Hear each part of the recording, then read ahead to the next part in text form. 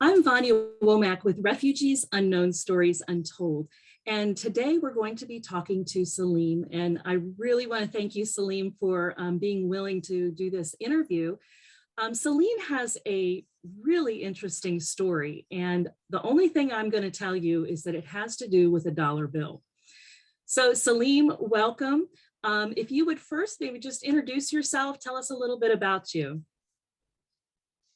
Yes, thank you very much for this opportunity. My name is Selim and I'm from Turkey. I'm a refugee in Norway right now. And I'm 24 years old. I'm married and I have 2 cats. Also, I can say that I'm an IT student, a senior IT student. And I would like to thank you again for this opportunity. Absolutely, absolutely. So Selim, you kind of have an interesting story because you started off living in the United States. Yes, I was. Right? We moved there when I was 2 years old. Okay, and then you were here for a while, and then you went back to Turkey. How old were you when you went back? I was 8 years old when I went back to Turkey. Turkey, okay. And I read a little bit about you that you had a really fun childhood. It was adventurous, and you enjoyed yourself, growing up in Turkey. And all of a sudden, something happened, and there was kind of a buildup to this with the Erdogan regime. Can you kind of tell us a little bit about what that looked like for you, because you were a high school student during that time? Yes, you're totally right. I can say that I was born very lucky. I had the chance to grow up in the United States, very good education. And then when we moved back to Turkey, I also had a pretty great life, above the average, because my father was a high ranked police chief. So we were wealthy and we were lucky, we were respected. And as a child who looks up to his father, I also followed his path by entering the police college, which is a special type of high school in Turkey. So I was also supposed to become a police chief when I graduated college. But around 2012, things began to change, and this affected us directly. Like I can say that the first school that has been closed in Turkey was our school. So like I can say that we were the second group of people who were affected of this Erdogan regime, because the first ones were the high-ranked police chiefs who made this operation against the government, the corruption operation in 2013. So I can say that, yes. Tell us a little bit about that corruption scheme, if you would. Just a little background. Yes, in 2013, we heard in the news that there was a huge corruption going on in the government, and these brave police chiefs, they started this operation against some government officials and then some of their relatives. So it was pretty huge. And after this operation, these police chiefs, they got arrested for some sort of terrorism accusation. And then everything started to change pretty quickly. And they kind of figured out that the reason these people were pretty brave were the education they got, because our school has like a good tradition. It's a 80 years old school, and we were taught to be brave, and we were taught to do the righteous thing no matter what. So if it was going to do an operation against the government, then we would do it. So I think that's why their second thing to do was to close our school, so that they would prevent more brave policemen to graduate from there. And I can say that this was like pretty shocking for us, because we were 17 years old, and we loved our school, we loved our potential future, and we were very happy there. But the second thing that the government did was closing up our school, and we were pretty disappointed and sad. And we were like confused, why us? I mean, we were just 17 years old, and we had no power by then. Like, there was still 5 years until we could become a police officer, and we wouldn't even have so much power. I mean, there was no reason to be afraid of us. But they did that, and it was pretty terrifying for us, I can say. Yeah, yeah. So they shut down the school. Here you are, a 17-year-old, and you kind of decide that, listen, I need a break after, kind of all of this. And you decide to go on kind of your own backpacking trip. Tell us what happened and at the start of that backpacking trip that you took through, I think Macedonia, maybe. Yes, the trip was after the coup attempt in 2016, and yes, I needed a break, and I had this special passport because of my father, because he was a police chief. So we had access to the Schengen zone in Europe without visa. So I just took my passport and I took a bus to Macedonia, but it went from Greece. So on the border, they stopped me because they found out that this passport I have was like somehow connected to my father. And my father was already in the United States and he was already wanted by the government. So they kind of figured out that I was like some kind of a threat to them. So they stopped and they started questioning me, and then they started checking my bags, and I told that I was going on a tour. Then they asked about the passport, and I said that I got it because of my father, but I also tried to protect myself by saying that I didn't have such good connection with my father, because if I said that I was speaking to him, then I was like speaking with a terrorist in a way. So, but they didn't buy what I said, and they kept searching my stuff. And then they found this $1 bill, which is a funny story. I gained that $1 bill when I was busking on the streets in 2014. So a tourist had given that to me. And then I realized that this $1 bill was kind of a symbol for them. They thought that this was some kind of a terroristic passport or something, or like a gay path. Because and the story behind this is that in the Gulen moment, it was like a tradition that Fethullah Gulen had given people $1 bills, just like a memory from the United States, because people usually visit him, and then he would give people $1 bills. So it is common that people in the Gulen moment have $1 bills. So for them, this was kind of like an evidence. But of course, everybody could have $1 bills, right? I mean, it gives no logic. But after they saw that, so things got crazy, and then they called the mayor of the city, and then he came, actually, like the mayor of the city came there to that police station, and then he started yelling crazily, and of course he heard about my father, so he kind of was happy. He was kind of happy that he caught some sort of a big fish, you know, because for them, I meant that if they got me, then they could force my father to travel back to Turkey. But yeah, I mean, they tried to persuade me to open my phone's lock, but I didn't.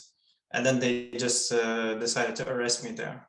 So I was put in the jail area in the police station that night.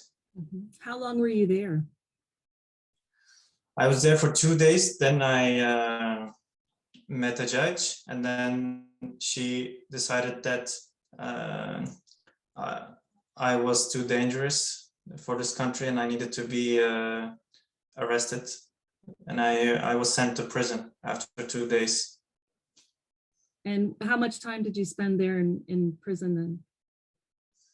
I was supposed to be arrested temporarily, but I was there for a year, and I didn't even know how long that I was going to stay there, because my trial started after 9 months. So I spent 9 months there without any trial, and then after my trial began, I was released when it was like almost a full year.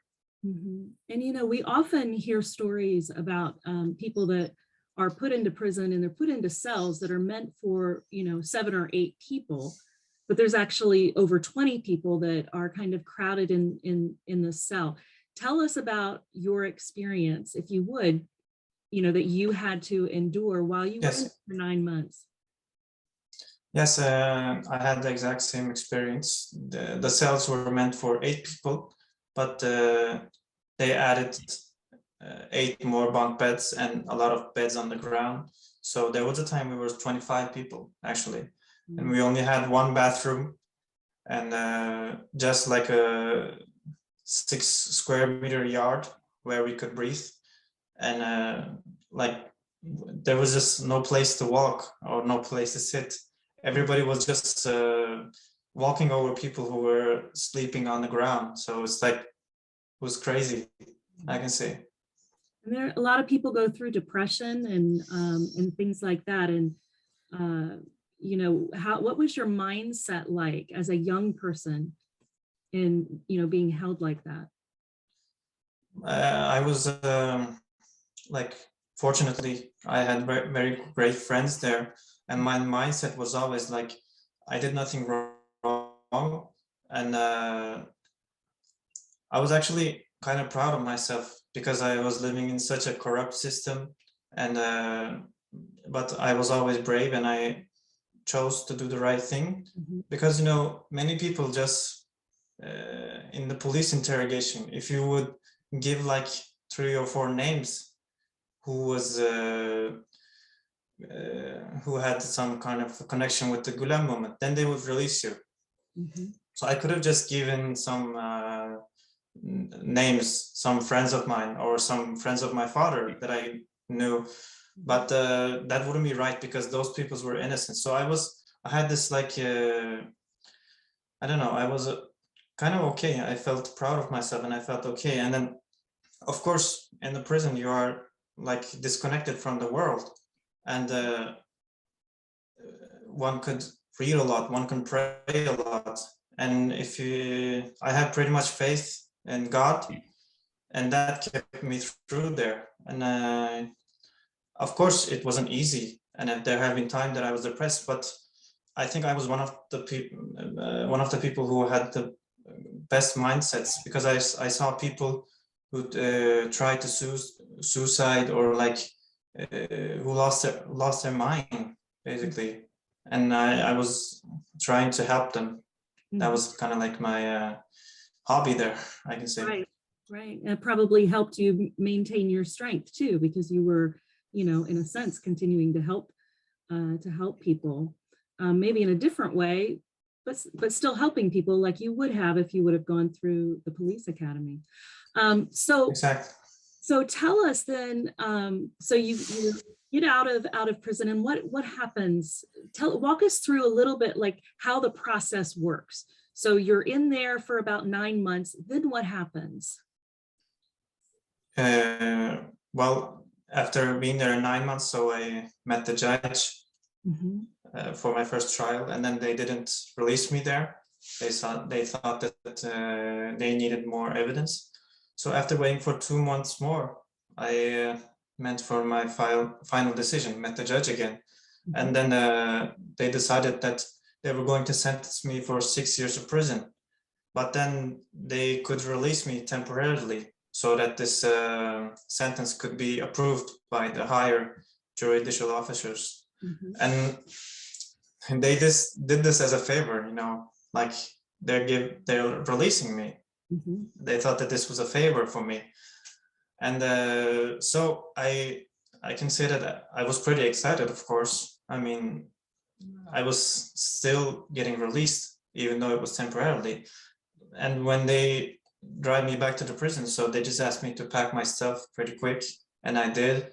And everybody in my cell was very happy, but at the same time, they were kind of I can't say that they were envying me, but they still wanted the same thing to happen to them. So it was kind of like a happy, sad mixture, and they just walked me out. So it was pretty basic, like. But then, of course, another shocking stage begins because I haven't seen outside in almost a year. So I was like a newborn child who was just looking around, like, oh my God, that's a tree. There's the sky, and there's some food I can eat, like whatever I want. And then I have a cell phone again. I can contact people faster than like ever, because in prison you have to send letters, and then it takes too long. So it was like a pretty shocking area for me, Yeah. I can say. Wow. So what happened after that? And I want to make sure that people know, like, this happens a lot. So in the Turkish system, if you can be held in detention, you can be then sentenced, and then you can go back to the judge again. And oftentimes they do that. They, while they're working and getting paperwork signed, like you said, they're letting, people go. And it's during that period of time that you had to make a pretty big decision. Because I always think about it this way: nobody leaves their home and their friends and the people that they love and everything that they own and everything that they've ever known because they want to. They leave all of that behind because they have to. So tell us a little bit about what kind of process you had to go through to decide, I can't stay, I've got to go. Yeah, well, at the beginning, I had no intention to leave because, like, I miss my friends a lot, and I had some unfinished business. Like, I wanted to continue to study in my university because I was a university student by then. So, although my family wanted me to leave, I just wanted to wait a little because these trials, they took so long, so I could just enjoy myself a little. But after 6 months, my sentence was approved. So now it was up to the final sentence, final stage. So I had only a few months to make this decision. And after the second trial approved my sentence, so I decided to go. But of course, then... Did they approve yes. you for 6 years? Is that what your sentence was? Yes, they approved my sentence for 6 years at the second judicial stage. So now it was up to the final stage, and then they could approve it, or they could even increase it if they wanted. So now it was time to make a tough choice, and I had no idea because I had no passport, and it was illegal for me to travel. So but still, I kept hearing about people traveling to Greece, seeking some hope and new lives. And then with the help of my family, we found this smuggler who was taking huge amounts of money, but was like, had like this 100% guarantee, like he was one of the best. So there was no risks of getting drowned, or like there was no risks of getting caught. So I think like he was, because he was asking for so much money, maybe he was bribing some police officers, I don't know. So we decided to go with that. And then I went to his house at the border of Turkey and Greece. And then I waited there for like 20 days because he was like trying to find another people so that he can gain more money. And I paid him like around $7,000 so that he could take me to Greece. And then after that 20 days period, so that wasn't also very easy, because it was like, I don't trust this guy, and it was very uncertain. He kept delaying our travel, and then he kept trying to find more people to the boat. But eventually he put us on his boat, and then he left us in Greece. So and there was no problem on the journey as well. Okay, so did you leave at night then to go across the Aegean? No, we actually left that morning. Like, we had this disguise as tourists who were going on a fishing trip, and he actually passed like the official border.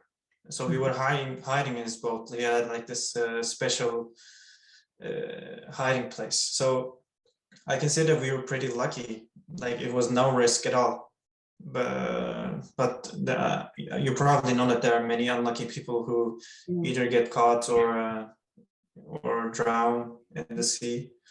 So, but I was lucky because my family could pay that money, I can say. Right. So then you get to Greece, and tell us what happens, if you're a refugee, because there's so many people, from Syria and Iraq that are coming into Turkey and then leave Turkey to go over to Greece. Their journeys might be a little bit different. In many are thinking like rubber dinghy boats, that kind of thing, but they're it's the same once they get there. So what happens when you get to Greece? Take us through that process.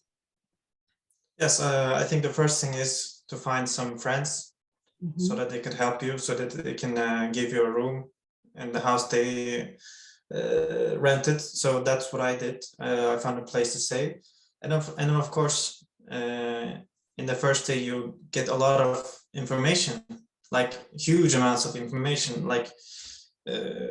But usually it's like this.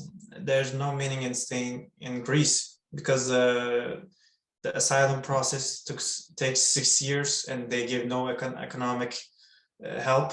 And then there's like too much refugees here, and it's very close to Turkey, so it's not so safe. They could kidnap us. So everybody is trying to fly from Greece to other European countries, and then they just give like a lot of information to you, like which country is kind of the best for us. Like they talk about Norway, Germany, and Finland, and Netherlands, and then they talk about how we can pass the airport security, like fake ID cards or like stolen original ID cards, passports, where we could get these. Like, it's just like a shock, because I had no idea about this process. But I already had this interest in Scandinavian countries, and I thought that these countries were like in the highest of the democracy indexes. So I thought it would be a guarantee for me to be safe there, and I decided that I want to go to Norway. And then I met this smuggler in a cafe, and he had like hundreds of ID cards, and I would just like look at them and try to find one that looks like me. And then I find a young man's ID card that was stolen. So I mean, sorry about that, but I had to. So and then I paid the man like around 500 euros for that card. And then the next stage is to take this card and then try to fly with it, because I mean it's not yours, and the airport security is pretty tough. Right. So I also have a very unique story here, because I met this. I was also like joining these tourist groups while I was there, like so that I wouldn't get bored. And then I met this person who was flying to Oslo, and he was going to take the same flight that I was going to take. But of course, I didn't tell him anything because, if I told him and he helped me, then he would be in trouble. But we basically flew together, and having a blonde person who was flying to Norway with me, it helped a lot. So we passed the border without any problem, and I was very lucky. And then I arrived in Norway after staying 3 weeks in Greece. Okay. So it's like I was very lucky, because there are people who stay there for years. Yeah. So that was very great for me. Yeah, I know a lot of people too, how, you know, they purchase these IDs or passports and then they don't get through the border. And then they have to do the process all over again. They've got to buy airline tickets. They have to, you know, do all of that. But you are exactly right that it's really very difficult for refugees to stay in Greece because they are not supported, and the economy is not good. So to even try to, you know, make money, you know, doing things like Uber drivers or, you know, different kinds of things like that is very difficult for a refugee to do. So you get to Norway. Exactly. You get to Norway. Yes. And you're feeling pretty good about now. And how old are you? I was 20 years old when I got to Norway. You were 20. And so what happens when you get to Norway? I was very excited and happy. And then like I thought I was arriving to this dreamland. And then I went to the airport police. And there was like no police, like I mean, I had to look for them. Right. So I thought that I mean, in Turkey, in the airports, there are like hundreds of policemen. So this means that Norway was like safe, and so they didn't need a lot of policemen in the airport that was in the capital of Norway. So I felt even better. Yeah. After searching for the police for an hour, I found them, and then I said that I wanted to seek asylum. And then they said, okay, that's all right. She said, welcome to Norway. Are you okay? So yeah, I said I was okay. Then she asked me my plane tickets and IDs that I used, and I gave it to them. And then she said I needed to wait until morning because like the person that was going to drive me to the refugee camp wasn't there. So I just waited in the airport, and the police were very kind, and I was even lucky enough to be greeted in my own language there, because there was a police woman who spoke Turkish. So she spoke Turkish to me, and then she said everything was all right. So she supported me. That was very nice. And then in the morning they drive me to this refugee camp, and it was okay. Like if I was supposed to compare my prison and then this refugee camp, the camp was very good, and I was very happy. So and I felt very lucky and grateful to Norway. Yeah, and so how long did you stay in the camp? So I lived in different refugee camps. So they have these, like when you meet the police for the first time, they transfer you to the city. So the first one is a little isolated, you know. And after that, when you meet the foreign department for your asylum interview, then they leave you in a little more comfortable place, so that you can wait a little longer. But in total, I waited for 18 months so that I could get my asylum accepted. And then in this period, I lived in like 5 or 6 different refugee camps. And but this was like my choice. I wanted to move a lot, and I wanted to see new places. So it wasn't so terrible. After 19 months, and I got this letter that said I was accepted as a refugee, and that was one of my best days in my life, I can say. Yeah, that's wonderful. That's wonderful. And now it looks like you have really done well for yourself, because you're married, you've got the 2 cats, and you're back in school. You're back in school. And what did you decide to study? Because originally you were looking at being a policeman, And so you're in something a little bit Yes. different now. What made you decide to do what you're doing? Yeah, that's true. Like after learning Norwegian in a sufficient level to study, the big question was, yeah, what am I supposed to do? And my first idea was to study political science or something like that because of my background. But then I decided that I was very exhausted with these political stuff, and then I wasn't so sure about my future with this social science educations because I'm a foreigner in Norway, and although I can speak Norwegian, I'm not perfect, and like I wasn't sure about studying political science, and I always had an interest to computers and like digitalization. I never learned programming before, but then it just became very popular in the last few years to study IT.